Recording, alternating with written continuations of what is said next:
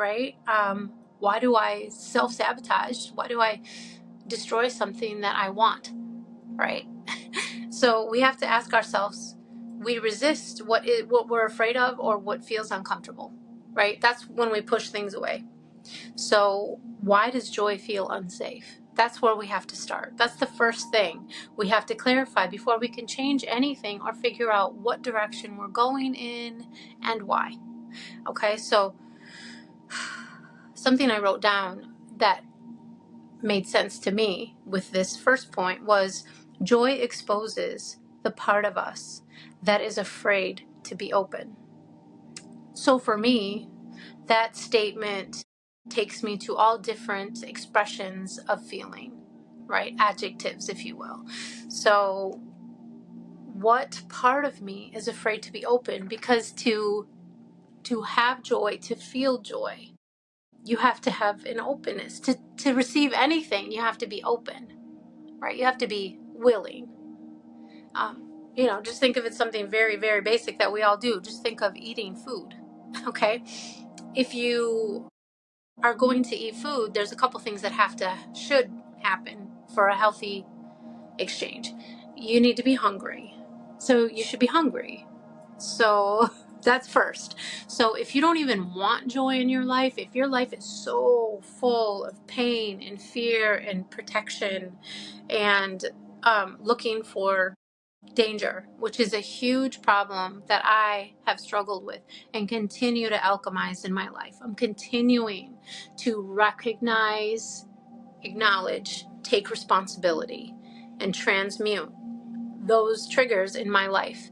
And unfortunately, one of the downsides about that is you don't realize your hidden triggers until you bump up against something that pops it up, right? That brings it to the surface. So that's a thing, but whatever. Anyway, with receiving joy, being open to joy, the hungry analogy, right? So you have to be hungry. You have to want food. And then you have to figure out what you want to eat. How much of it do you want? How do you want to eat it? Do you want it hot? Do you want it cold? Do you want milk? Do you want it dry? Like, whatever, So there's a lot of little decisions that happen before you can even prepare the food, consume the food, utilize what you've taken in. Okay, so you see where I'm going with joy. So with joy, it's not just that's the thing that we leave out of these conversations. It's not just deciding. It's not like, oh, okay, I changed my mind. I want to be happy. Whoa, it doesn't work like that. It does not work like that. It is a process. And that's where we're getting a little off in the weeds in the spiritual community right now, because we're like, it's a mindset. Everything's a mindset. Yes, but that is a part of many pieces of the process that produce the result.